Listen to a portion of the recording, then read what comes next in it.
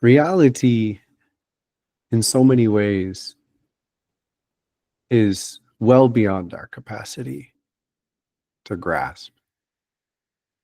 We shouldn't even begin to try.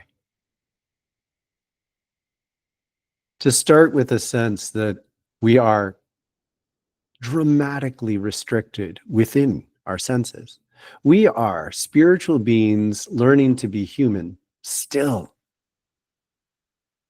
And as we awaken, we're transitioning from the severe limitations of our physical senses to add several forms of spiritual awareness. But all of this is one major constraint into another major constraint. None of it touches the breadth of reality we could plausibly be aware of. Life is about accepting limitations and dissolving them. And it's all down to which ones do we need and which ones do we dissolve. There are no easy, pithy bumper stickers you can hold forever. Never fear. You can't stop me. Sometimes you shouldn't fear. Sometimes I fear slipping over the edge of that cliff. I probably should. I fear stepping into the fire. I don't know how to become a fire elemental. I like my family and my rose garden. You can't stop me? Well, if I'm running towards the edge of the cliff, please do. If I focus on knocking over anyone who tries to stop me and lack the awareness that I'm going to the edge of a cliff, that's not terribly successful.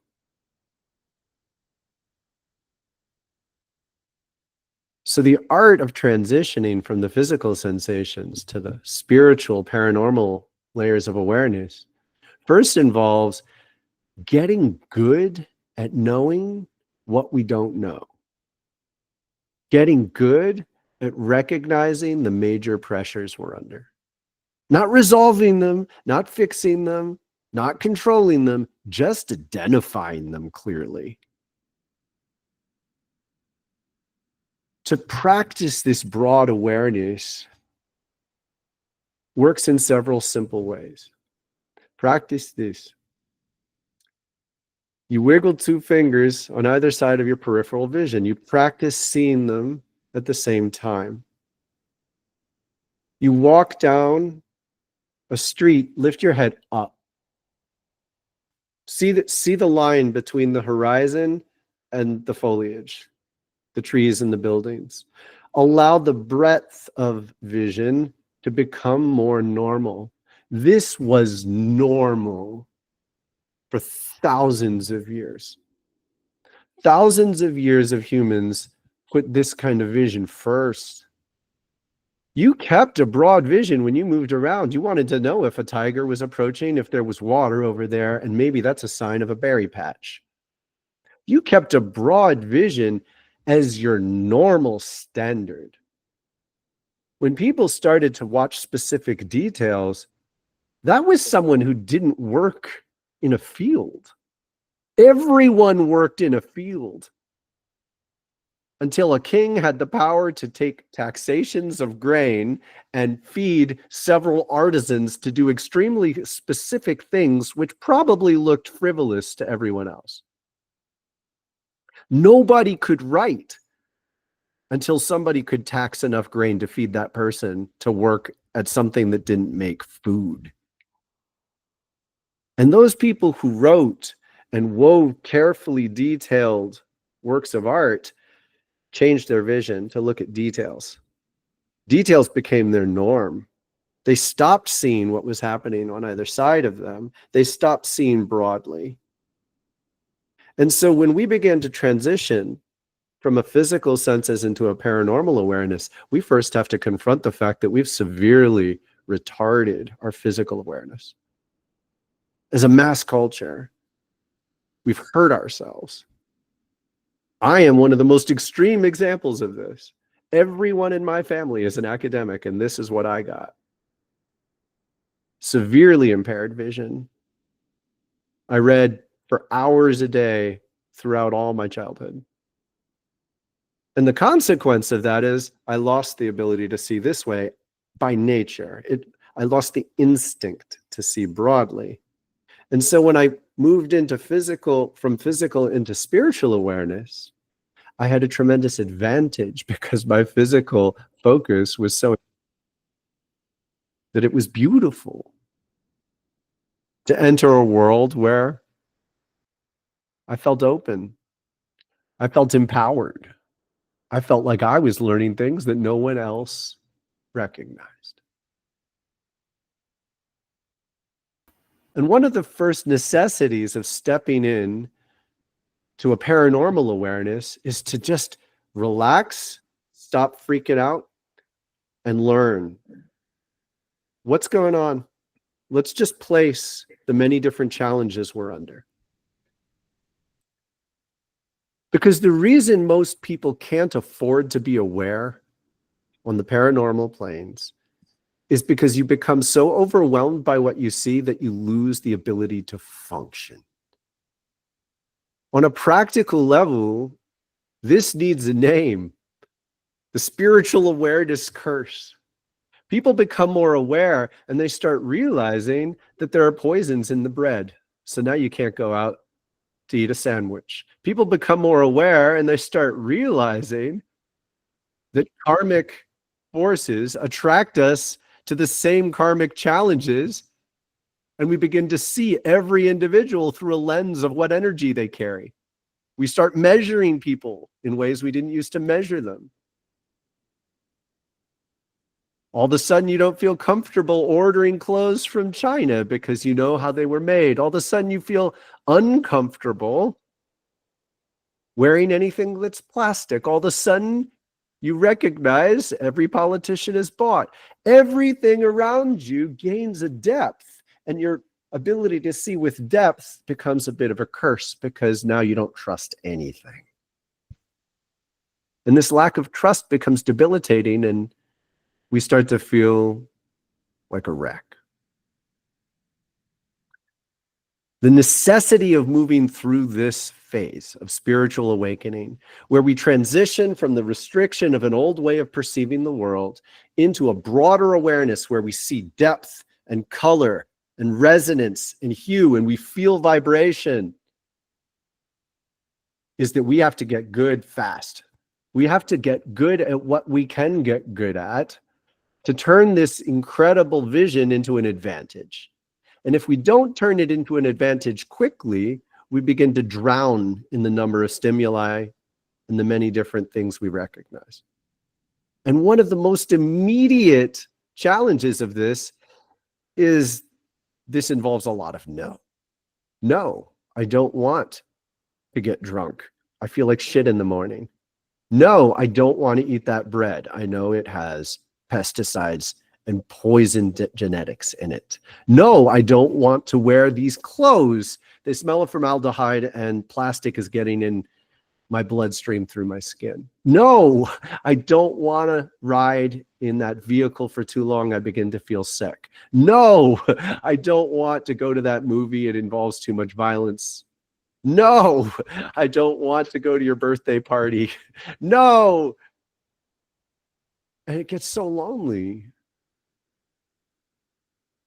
But this tending of our vibration pays off.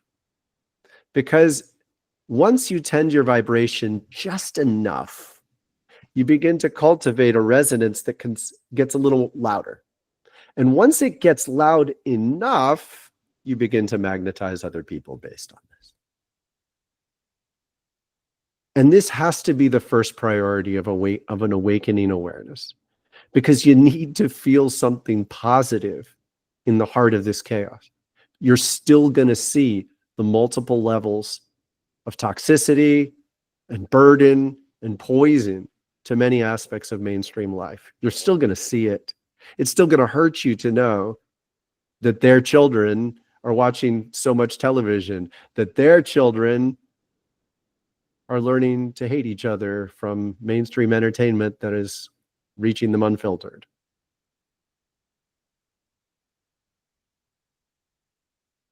But to be able to navigate through that soberly and not let it ruin you is a necessity of survival. To know when you can address things and when it is simply too entangled and will not make progress is a necessity of survival. And to be willing to manifest the strength to say no in whatever way is necessary is a necessity of survival. So I invite you to embrace this challenge consciously, to recognize that returning to this broad vision where you regularly, certainly once a month, definitely once a week, certainly once a month, plausibly once a week, address the broad vision of your life at this time and ask, what are the major challenges? And from within this, developing a quick ability to measure priority. It is crucial. It is perhaps the most important skill I invite you to learn. Simply broad vision and identifying quick measures of priority, because you can't face it all or you'll drown. Because you can't change it all, because a lot of it won't change anytime soon.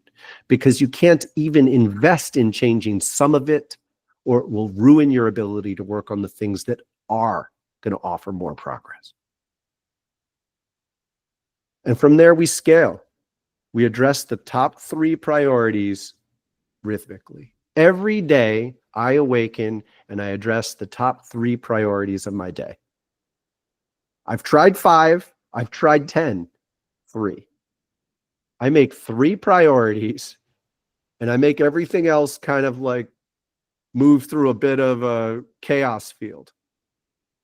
But I'm going to do those 3 things every day. And it's the best way I have learned to cope with this. And those 3 things in priority, I give myself about 20 minutes to identify. I work through it in my practice every morning. I have about 20 minutes to identify what are the most important 3 things that have got to get done today. And then I measure everything else based on that. And it's the best way I know how to do these. And then you cultivate that on a daily basis, and you start to get good at applying it to the monthly. You get to say, oh, what are my biggest priorities to shape over the course of this cycle of the moon? And the better you get at it, the more you feel the momentum. And the more you feel the momentum, the easier it gets to refuse to be distracted from your course.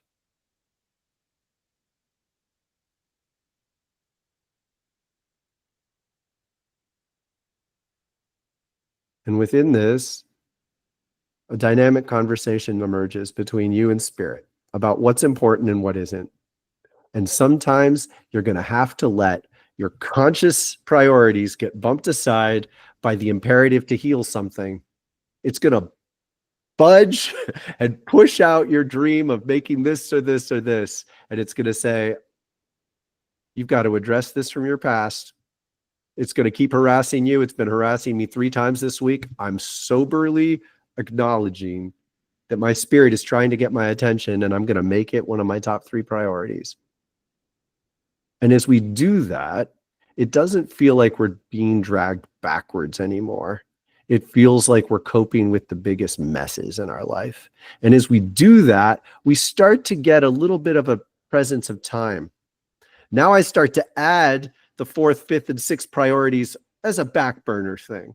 I start to have a little more energy to say, one day I'm going to have to figure out how to get that to recycling. And that could be real or it could be metaphorical. Metaphorically, I have a challenge over here that it's not top priority, but I am going to want it to work. And you know what happens over time? Some of these things start to resolve magically.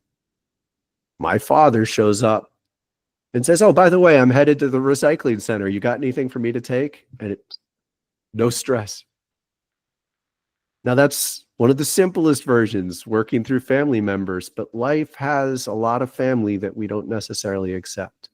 And as you commit to doing the work you can do regularly and with discipline, you'll start to find you're being watched.